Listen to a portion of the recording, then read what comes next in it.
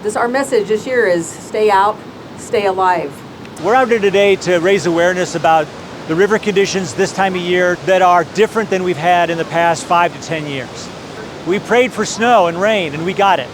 On an average year, within the past 5 to 10 years, we have about 2,000 to 3,000 cubic feet per second coming down the river, and that's considered high. Probably into June and July, it's going to be between 3,000 and 5,000. Later this week, it's going to go to 8,000 cubic feet per second. The initial rescue demonstration was going to be rescuers in the water.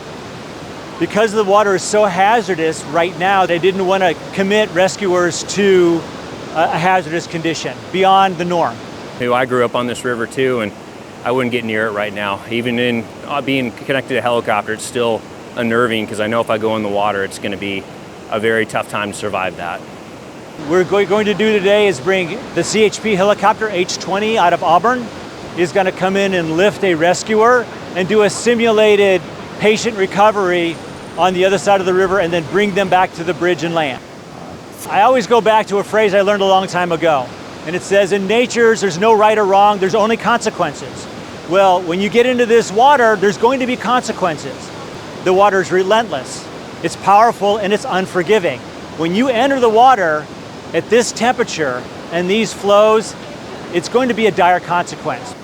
For now, up through July, I would say please avoid the river at all costs. You guys really have to bring us back. Through training and repetition, we are able to minimize the risk. But if we aren't out there having to rescue people, obviously that takes 100% of the risk out of it and brings us home every time.